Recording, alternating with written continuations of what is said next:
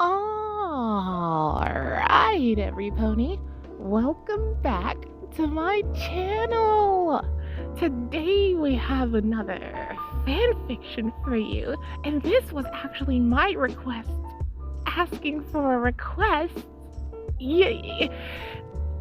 I got it from Dad. So thanks, Dad. It took me forever to get to this fanfiction, but hey, it's here now, right, y'all? Right? Anyways, I don't know what this fanfiction contains because I don't read these before I, narrate them. So, we're gonna be in for a wild ride. I see the tags here: gore, violence, death, romance, dark comedy. Like, golly. Anyways, yeah, thanks, Dad, for the request. Alright, well, I forgot where I was at in the intro. Today we have another fanfic for you, and I hope you'll enjoy. So, without further ado, how about we read the description?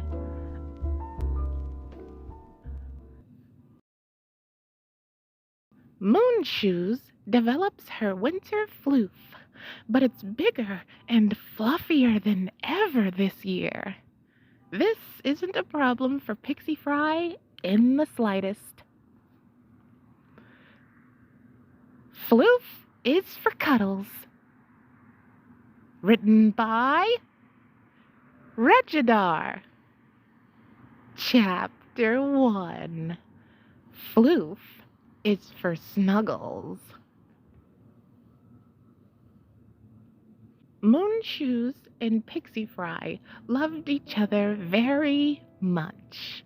It was clear to any pony who saw them. They practically walked hoof and hoof everywhere, to the point where it was almost as if they were in some bizarre six-legged race. They turned heads when they did this, occasionally stumbling over one another as they kept their hooves locked together. Moonshoes and Pixie Fry didn't care. The others could stare and laugh and talk behind their backs about how stupid they looked, as if the townsponies had learned nothing of friendship in the whole time that Ponyville had been inhabited by the elements of harmony.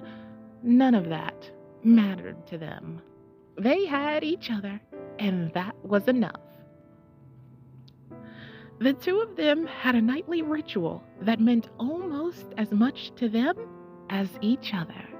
Since it involved getting to spend time close and personal, it only made sense for them to be attached to this ritual as much as they were to one another. Moonshoes would gallop straight from her work at Ponyville Market as a toy seller and meet with Pixie Fry behind Caramel's sweet shop. They'd head home, make dinner, and then spend the night cuddling and snuggling until they drifted off to sleep. "Oof! Hey, hon," Pixie said, nuzzling Moonshoes as she tackled her from the side with a splayed hug. Moonshoes wrapped her gray wings around Pixie, gently grinding her muzzle against her mare friend's neck. "I missed you so much while I was at work today." The two started their journey home, hoof and hoof as always. They could have flown, of course, as they were both Pegasi, but that would have gotten them home faster. Moon and Pixie loved to take as much time as possible walking home, enjoying the small sights of Ponyville as they sauntered through it. "I was just thinking," Pixie said to Moon, shuffling her wings to make them more comfortable at her sides around her saddlebag. Moon chuckled. Already off to a bad start. Pixie playfully swatted at her with her tail, and Moon's chuckle elevated into a high-pitched giggle. Oh, stop you! No, I was just thinking, it's almost time to plan for our vacation again! Oh, that's right. You want to go back to Mexico this year? Moon asked. Pixie shook her head, mane bobbing back and forth. Nah, while it was fantastic for the most part last time, the water made me sick to my stomach. But good thinking. Someplace warm. Winter's just around the corner. As if the wind itself were listening in, a biting chill blasted the two of them. Pixie shivered and buried her snout into Moon's chest. It was warm, a lot warmer than usual. Whoa! Pixie mumbled into the fluffy expanse of fur. Your floof is never this thick. Moon smiled. Yeah, I did notice that this time around. No idea what's caused it. Pixie stopped in her track, holding her head in place.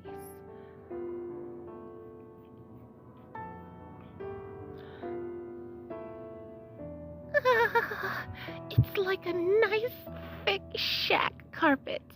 I don't want to take my muzzle out. It's cold. Moon tightened her grip around Pixie's hoof, blushing softly as two nearby ponies stopped and stared at them, muttering to themselves at the intimate display. Generally, she wasn't one to care about the chatter of passerbyers and their comments, as she was used to them, but there was something about how Pixie had already pointed out that her floof was uncommonly thick that made her strangely embarrassed. Easy, hun. Let's save it for after dinner. Nah, Pixie said shortly. Too cold. Must stay warm in chest floof. She buried her muzzle deeper, blowing a soft raspberry into her lover's chest. Did y'all hear that train? Golly. Moonshoes giggled, a small tremor running down her spine as the sensation of Pixie's lips tickled her. Stop! She gasped, her head swinging and turning to make sure that no pony could see them. She was sorely disappointed. Quite a few had taken note of their snuggly engagement, and a tiny crowd had gathered a little ways away. The blush on Moon's cheeks deepened from rosy to crimson as she could feel them staring at them. Pixie! She whined.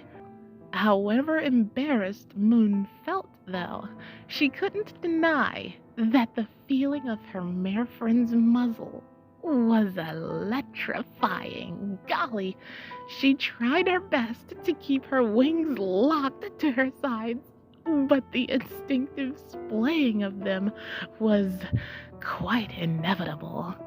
In no time at all, she sported a wing boner for the ages, wings stiff and sticking straight up. Her feathers ruffled slightly as the sharp autumn chill cut through them. Her shivering had nothing to do with the temperature, though. That was all due to Pixie's incessant public snuggling of her chest, the other Pegasus throwing her forehooves onto Moon's shoulders, tenderly rubbing and massaging them as her mouth opened slightly. Bleh! Pixie disengaged for a moment, spitting out some errant fur that had gotten on her tongue. Moon tittered softly. You dork. She teased affectionately. But really, let's go continue this at home. What are you afraid of? Pixie said, snorting softly. Don't think I didn't notice those other ponies. Let them stare. I want them to see how much I love my lovely Moony. She immediately reburied her snout into Moon's thick chest fluff. Moonshoe's wings grew stiffer. By now, she knew she wasn't getting out of this. Surrendering to the assault snuggles, Moon lifted a hoof and ran it through her lover's mane, humming softly as she closed her eyes. Pixie was colder than she, but not by much. She could still feel the warmth of her body radiating against her from her muzzle pressed into her chest and from her neck against her hoof. Gently running it down to her back, Moon leaned down and kissed the top of Pixie's head. Pixie had stopped moving her muzzle into her chest floof.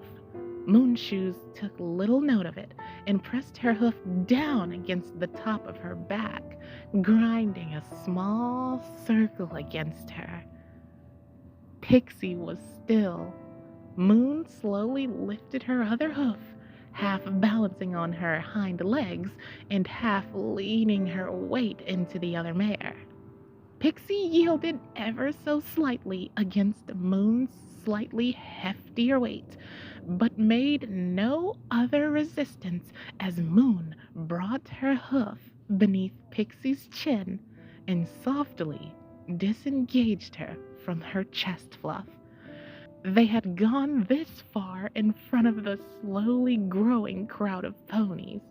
Surely a step further wouldn't hurt. Moon tilted Pixie Fry's chin up and leaned in. Closing her eyes again, she pressed her muzzle against her special some ponies and parted her lips with her own. Yo, they're kissing! She heard a small cat cry from the crowd, the sound distant to her ears. That wasn't her focus. Her focus was on her mare friend's shallow breaths into her mouth and the soft feeling of Pixie's tongue on hers. Golly! Moon slowly grew more adventurous, pressing the bottom of her tongue flat against her mare friend's, grinding them slowly together. Pixie jolted slightly, stiffening like a board. And that's when Pixie clamped her jaw shut. What? Moon squeaked agonizingly, her eyes widening in surprise and pain. She could feel the warmth of some liquid pooling in her mouth and dripping down her throat. But she could barely taste the telltale iron tang that usually accompanied blood. Pixie's powerful jaws and crushing teeth had cleanly cut through her tongue, severing it roughly about 2/3 down the length. Moon broke the kiss, pushing herself roughly off of her. A trail of pinkish fluid connected their two mouths for a moment before a red waterfall began to gush from between Moon's lips. Yuck, I just imagined that. Yuck. Moonshoes stumbles, her wings still hard, flapping feebly as she fell back onto her haunches, tears welling in her eyes as the pain began to fully start to work its way into her.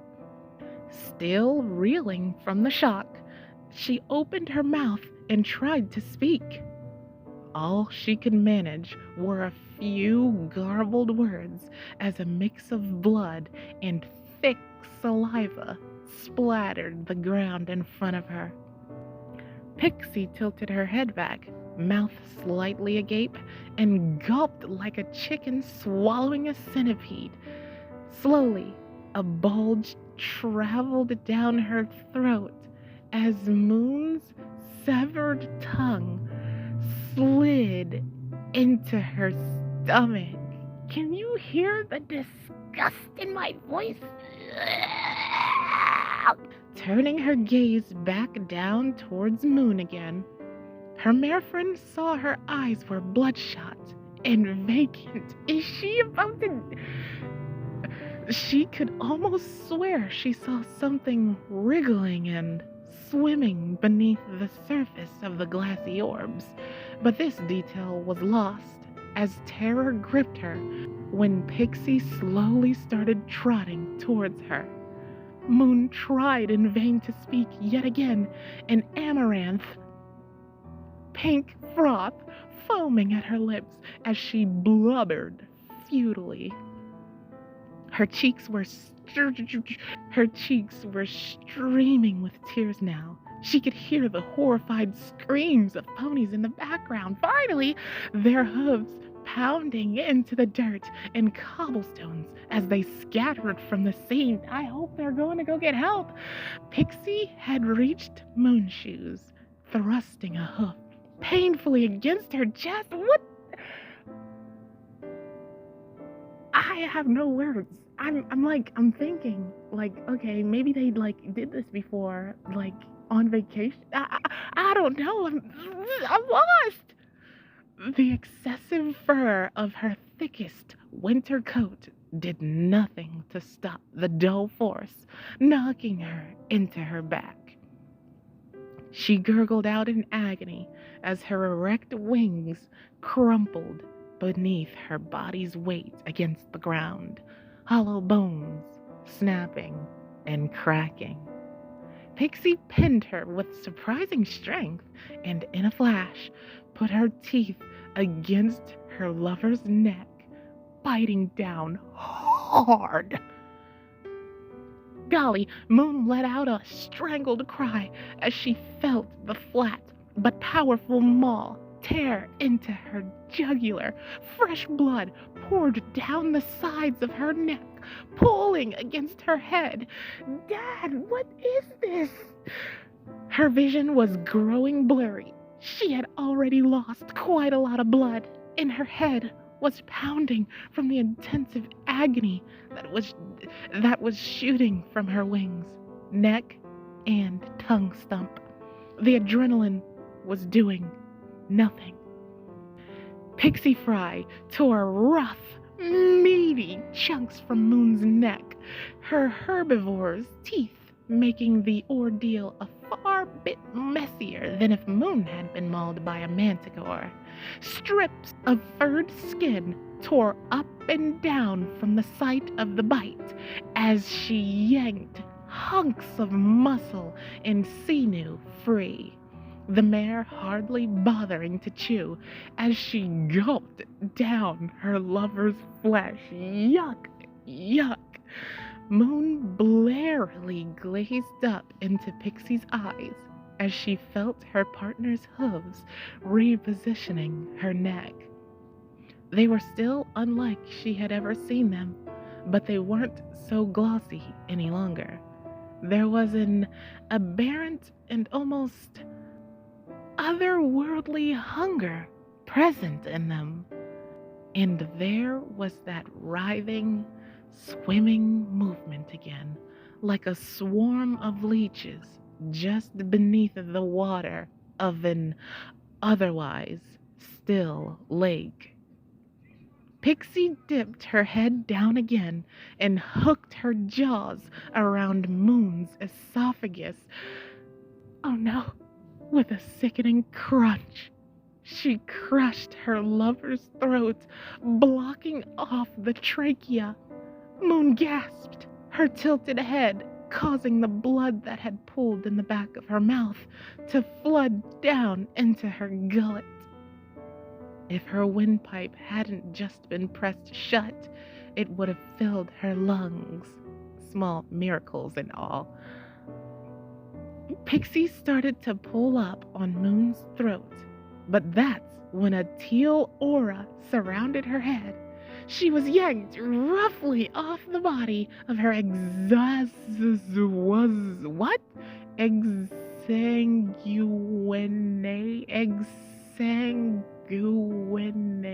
What? I've never seen this word before, y'all. Exsanguinate.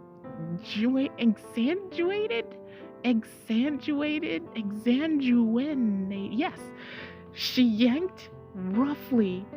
was yanked roughly off the body of her exsanguinated partner. Blood and viscera matted around her chin and cheeks like oatmeal on a messy fold. She hissed in a most unequine manner, globs of unswallowed flesh falling from her tongue. Starlight Glimmer stared stony-faced at Pixie before a jerk of her aura twisted the Pegasus' neck around 180 degrees. Golly, it snapped like a twig under hoof, and her body fell like a sack of manure as Starlight released it. She trotted over towards Moonshoes. It was too late. The mare was already dead. She had bled out in the time it took her to wrench Pixie off of her. Starlight turned from the corpse and looked at the other. Slowly, the once again vacant eyes of Pixie Fry began to undulate and pulse with life, like changeling nymphs bursting from an egg. Slowly, they split open, oversized and plaited maggots writhing from their insides, attempting to crawl away before several well-placed blasts from Starlight's horn incinerated them. Paralaphostrongulus tenuis equus, Starlight muttered. Big ones, too. Must have been in there for nearly a year. She turned her head back and forth from one corpse to the other, sighing and rubbing her hoof against her temple. This is why you always filter your tap water from Mexico, Starlight advised the dead bodies before turning tail and trotting away, humming softly and mentally congratulating herself for a job well done. The end. Golly. Are y'all confused? So I guess it was like a parasite, right? Had to have been. They didn't. Wow, I can't even. Just wow. Excellent fan fiction, right, y'all? Thanks to Dad for, thank you, Dad, for this great fan fiction. Oh my. Be sure to check out the other narrations. They're not as dark as this, but yo, I'm still thinking about Pinkie Pie eats poop. Anyways, thank you for listening, and make sure you steer that like button.